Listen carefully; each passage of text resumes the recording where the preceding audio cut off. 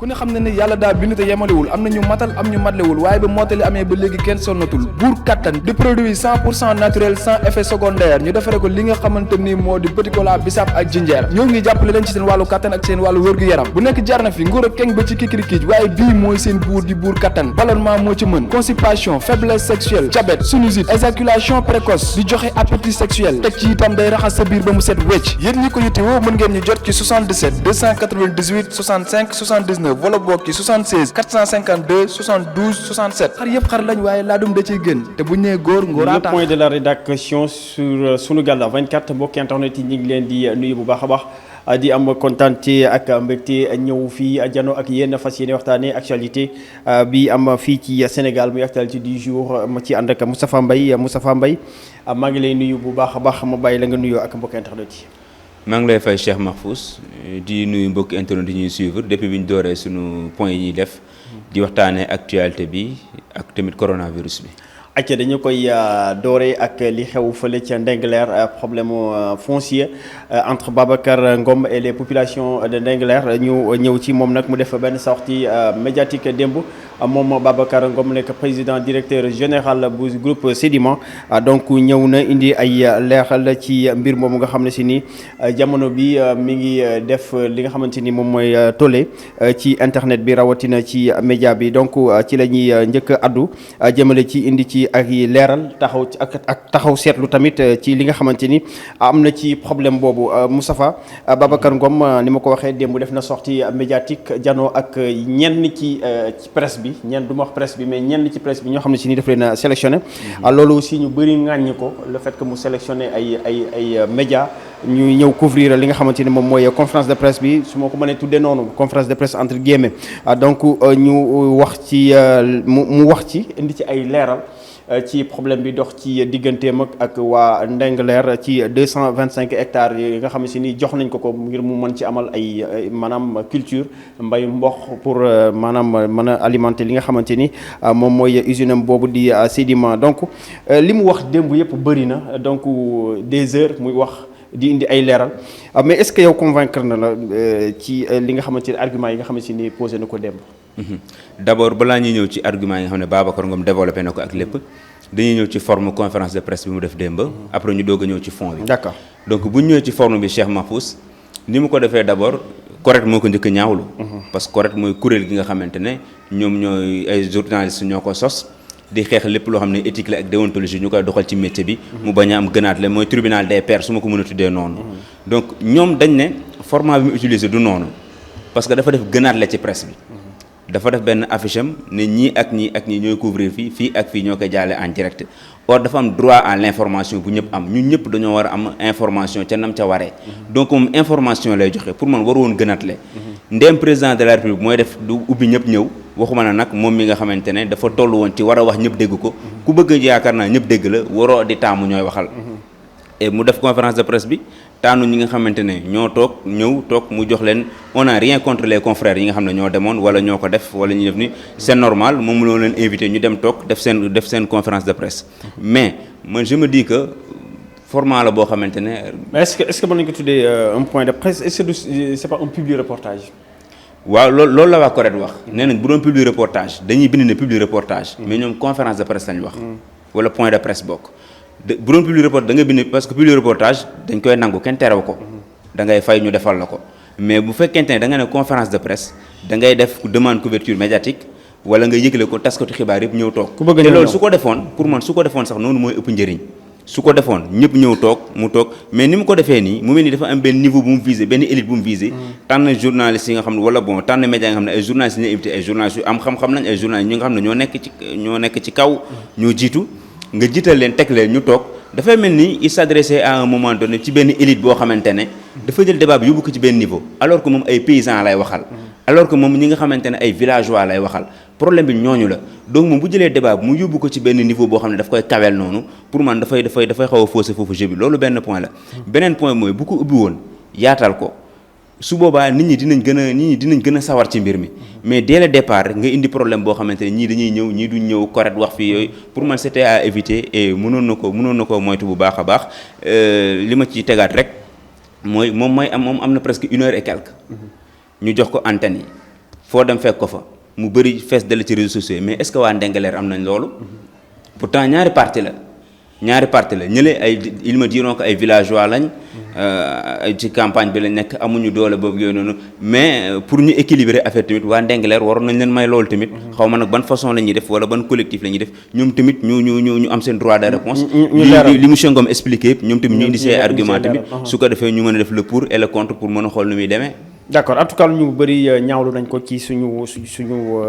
maanaam confrères yu bëri. ñaawlu nañ doxalinam mënoon na comme point de presse la daf ko waroon a ubbil ñëpp ku soxla information ñëw jël information. yóbbul ko askan bi.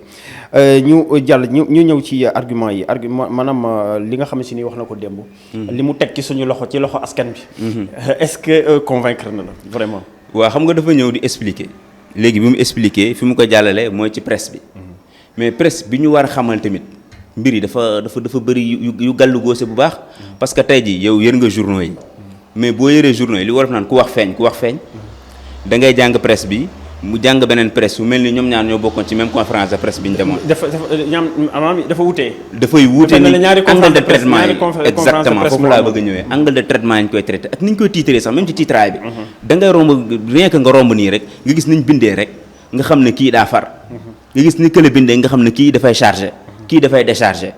mais y a problème bu fekkente ne presse bi nga xam ne ñoo war a xamal nit ñi presse bi nga xam ne ñoo war a xamal askan wi war leen édifier wala naa leeral ñoom am na ñoo xam ne dañuy far ñeneen ñoom condamné nañ Babacar ba pare ñoom teg ko na la ñoom pour ñoom ñeneen ñi dafa war a delloo ay teeram ak affaire yooyu noonu yërëm nañ ko ñeneen ñi moom pour ñoom waa Ndingler ñoo war a dem toogi ji fële seen yëfu jàmbur la ñu dugg parce que am titre foncier la am donc problème am na foofu pour man waroon nañ gën a mën a def foofu problème mu éthique la pour man ñu gën a indi éthique ak déontologie def seen liggéey ca nam ca waree ñi nga xamante ne ñoo am dëgg ñu koy wax bañ a ragal dëgg ñi nga xamante ne amuñu dëgg ñu wax leen ko je pense que loolu bu ñu ko defoon dinañ gën a yombal mbir bi maintenant pour répondre à ta question mooy bu ñu ñëwee ci fond bi moom def na genèse problème bi yëpp expliqué na fi problème bi jógee ni mu defee ba am terrain bi ni mu ko jëndee ni mu fa ñëwee yooyu yëpp ñëw na ko vraiment mu détaillé ko de fond en comble ba ñëpp comprendre ne terrain bi moom bu dee wàllu yoon la ñuy wax jaare na ko ci yoon ba am ko maintenant dafa poser beneen problème boo xamante ne nag mooy ci biir explication am mbirum ger bu fa juddu mooy 2 millions yi ne bi mu demee seeti ji waa Ndingler daf leen koo jox. te effectivement jox na proposé na leen 2 millions. moom wax na ko sax dama leen koo jox mu ñooñ ne ko non daf leen ko indi ñooñ ne ko teel sa xaalis sax fi nga nekk sax ñu ñoo ko moom.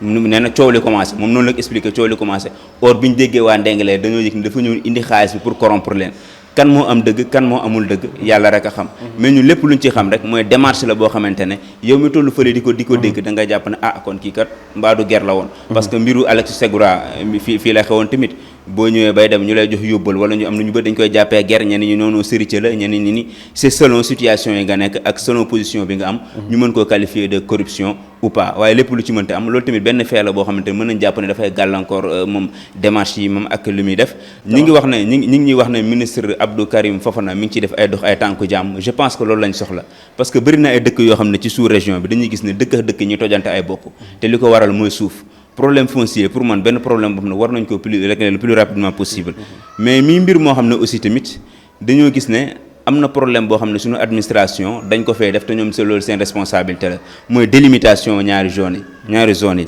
à savoir Ndiaganiao ak Sindia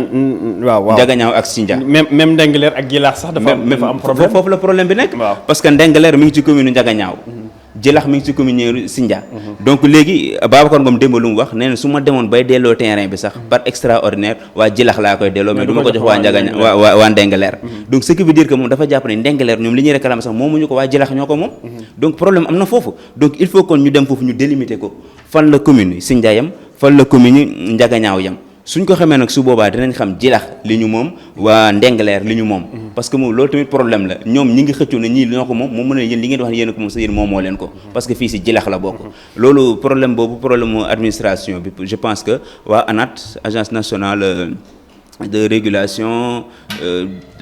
agence nationale de l'aménagement du territoire ñoom dinañ ci am taxawaay boo xam ne war nañ mën a expliquer nit ñi territoire yi fan lañ yem su ko defee su boobaa dinañ gën a mën a éviter genre problème parce que bëri na ci biir dëkk bi tamit foo xamante ne dañ naan fii ci guy gële la yem wala ci poto bële la yem wala ci te dara dëggalu ko nga dem ci côté bi ñu ne la genre boobu amoon na fële Guédiawaye ñu dem marché bu bees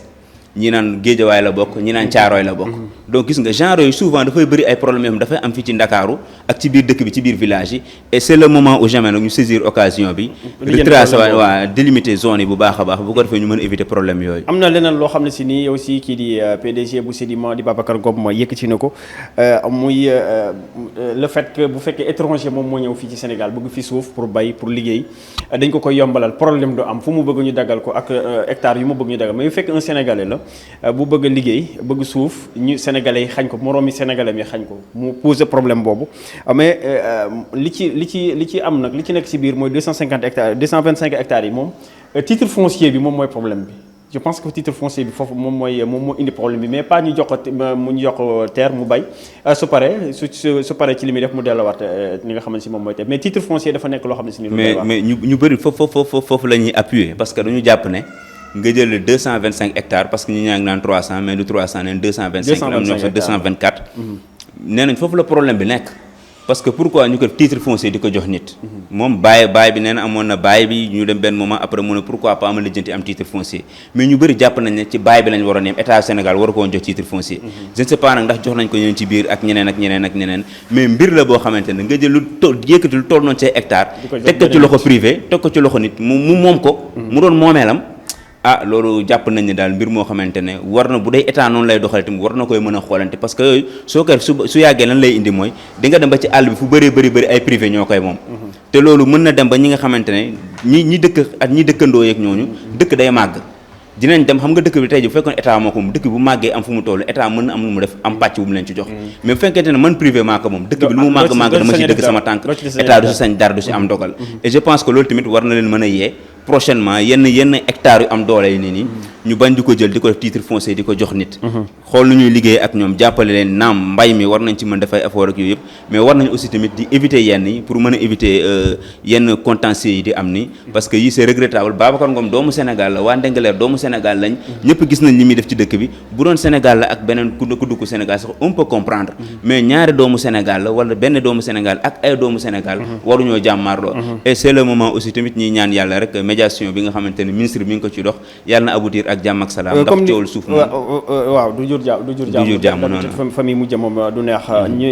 ma lay rejoindre ci li nga wax Babacar Ngom Sénégalais war na am suuf liggéey te puis je pense que li muy def aussi bu ko defaree ay doomu Sénégal ñoo ciy liggéey dafay créer ay emploi te waa zone boobu nga xamante ni moom mooy Ndingler di Djilakh seen ay doom mën nañ ci liggéey waaye nag dañ ko teg ci yoon titre foncier comme ni nga ko waxee duñ ko joxee n'importe comment duñ ko jox aussi n'importe qui ak ci lu toll ci 225 hectares que bu ko jox benn nit pour moom ko loolu dafay doy waar c'est à dénoncer donc bañuñu pour mu am suuf mais tamit ni ñu ko koy joxee ak titre bi nga xamante ni moom lañ koy joxe loolu la ñuy dénoncer mu wax également de légitimité mais na moom dafa légitime est-ce que mën nga parler de légitimité alors que ñi nga amal affaire muy waa Djilakh ak waa Ndingler ànduñu ak yow nga bëgg a parler ñi nga xam ne ñoom moom suuf si ba pare nga bëgg a wax légitimité est-ce que contradiction amul foofu waaw moom loolu la wax nee na combat bi du légitimité ak légalité nee na combat contre dëgg la parce que moom moo yor dëgg bi am na ñuy wax ne Babacar Ngom légitimul mais dafa légal parce que wàllu bi yoon moom moo yor kayit yi mais légitimité bi nga xamante ne mooy li ñu mën a jàpp lu mën a nangu mooy waa Ndingler ñoo moom suuf si parce que ñoom ñoo am légitimité bi am na ñoo xam ne noonu lañ ko déggee moom nee na loolu amul mais xam nga loolu man bi ma déggee wax ji ni ma koy jàngatee rek mooy pour man débat bi bu ñu ko tegee foofu du faj débat bi ba tey parce que ku nekk am nga loo moom waaye xam nga dëkk yi ñoom lu ñuy wax mooy sama suufu maam la sa maam da fi bay di fi bay nga judd di fa bay seen moomeel lay doon bu yàggee à la limite yéenee moom suuf soosu alors que foofu domaine national lay nekk donc léegi su ko defee nit ki nga xamante ne nag léegi dafa jóge fële ñëw ak lu mu bunte indi si àddina tamit yow doo jàpp ne fii war na fi war a mën a nekk da ngay jàpp ne maa fi war a mën a nekk donc waa Ndingler yooyu ñoom noonu lañ jàppee suuf soosu dañoo jàpp ne lii ñoom ñoo ko moom parce que ñoom seen suuf la ñu fàttali du terrain bi yëpp mais tamit benn partie la si boo xamante ne rek dañoo jàpp ne ñoom ci ñoom la bokk te Babacar Ngom dem bi mu expliqué ne Ndingler sax ak Djilakh bi nga xam ne foofu la tool bi nekk ça fait 6 kilomètres donc ce qui veut dire que moom bu ñu jàppee ci explication bi déglu ko rek diggante tool bi sax ak waa Ndingler yi ñoom ay kilomètres dox na seen diggante mu doon mbir moo xamante ne bu dee côté géographie la ñuy waxee ak côté délimitation du doon lu yomb a régler mais je pense que foofu tamit lañ ko mën a jaaree pour régler ko même si bien vrai que jeex na bu baax a baax. en tout cas ni nga ko waxee noonu la te waa Ndingler ak waa Djilakh yi nga xamante ni ñoom la affaire bi concerné bien vrai que concerné na Sénégalais yëpp waaye ñoom nee nañ du ñu bàyyi ba dinañu def lépp lu ñu mën ba kii di Babacar Ngom delloo leen seen suuf soosee ba tax na daal dinañuy taxawal li nga xamante ni moom ak kuréel bëgg a marche nag dimanche bi nga xamante ni moom la ñu dit mal foofu ca Djilakh ngir mën a wax seen naqar wane ko àdduna wan ko Sénégal yëpp ginnaaw Babacar Ngom def na sortie médiatique ñoom aussi seen façon la pour aussi ñu dégg leen ñu mën a wax ñoom tamit mbir mi naka la demee ci seen côté. c'est normal ñaari parti yu opposé wu la donc coow li moom xam naa ne lu lépp lay ñii nee nañ dañuy marché Babacar Ngom démb expliqué na ci ay waxam am na ne bu mu leen gisee ñi ñëw am na image yoo xam ne tamit rafetul ñu koy wane. cong bi ñu fa doon bëgg def ak yooyu mu wax ko donc ñii bu ñu marché encore une fois mu gën a yëkkati dënn yi ñu gën a taxaw réclamer lu ñu moom. yaakaar naa ne ku nekk braqué sa côté donc pour man problème bi du loolu moo koy réglé. mais problème bi du loolu moo koy réglé état bi aussi war na ci moom moo ci war a ñëw moo tax médiation bi ñu wax ci ministre bi. pour man war na ci gën a mën a taxaw actuellement. parce que gis sentiruñu état loxo état ci mbir mi quoi mu def médiation boobu ngay wax. waaw parce que comme ministre mi ngi koy def te ministre bi ndawal état la. jàpp nañ ne comme Babacar Ngom nee na mi ngi def affaire yu poussé. xanaa que ñu dooleel ministre bi. nañ ko dooleel xool kuñ ciy dugal ak ñeneen ñu ciy dugal sax laay wax su ko defee jàmm mun ci dellu si nee na nag débb médiation mi ngi dox ci lu baax mais am na ñoom dañ koy yàq. médiation négociation yi. négociation waaye waa Ndingler nee na ñoom négocié wul ñu leen dellu seen ay terres. waaw xam nga négocié wu moom conseil municipal bu Ndiaganiao sax ñoom def nañu démb réunion. ne kii di Babacar Ngom ne delloo suuf si. waaw wax nañ loolu moo tax mbir mi mu compliqué trop te mbir la boo xamante ne daal yaakaar naa ne ñu ko séq war nañ mën a toog ci table waxtaan parce que guerre mondiale sax ci table la jeexee acca kon nag guerre mondiale la ci table la jeexee kon nag nañu waxtaan rek ndax waxtaan lépp ci waxtaan lay mujj waxtaan lay mujj te ñoo bokk Sénégal ñoo bokk suuf si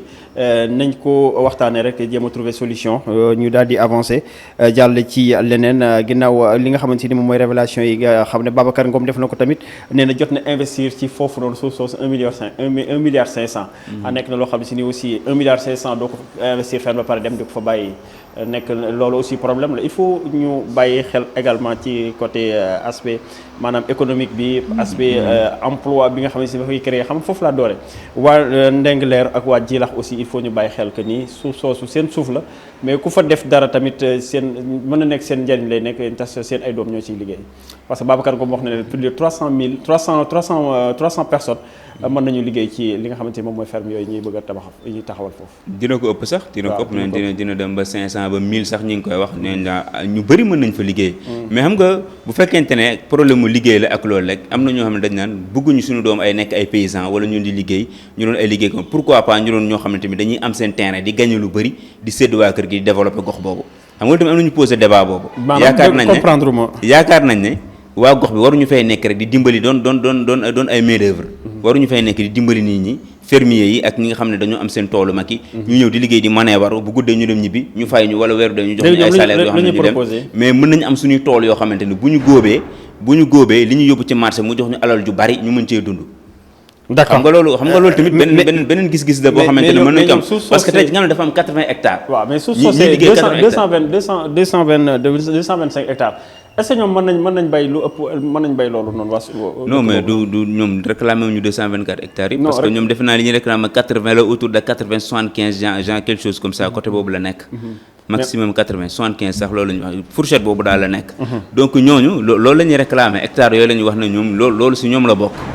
ñoom loolu la ñu wax pour ñu restituer la ñu delloo pour ñu delloo leen ko la ñu wax donc te loolu Babacar Ngom moom titre foncier am la am te titre foncier bi mu am ci 224 hectares loolu ci la bokk parce que ne bi ñu ñëwoon 300 hectares yi ñu doon njëkk wax dañu koon 75 hectares yi waa ñële ñoo ko moom feneen fi Ndingler xaw ma beneen zone bi ñoom dañ ko si génnee moom mu accepté ko mii loolu donc léegi après bu ñu demaatee ba ci biir ñële ñëwaat bëgg réclamer yeneen 75 hectares wala 80 hectares yoo xam ne ci biir tool bi leen kat en tout cas Moustapha man sama waxu bopp laa man ànduma ci 225 hectares titre foncier man mën nañ ko jox suuf nag lu mu soxla ñu jox ko ci suuf mu bay ko parce que tamit économie Sénégal liy soxali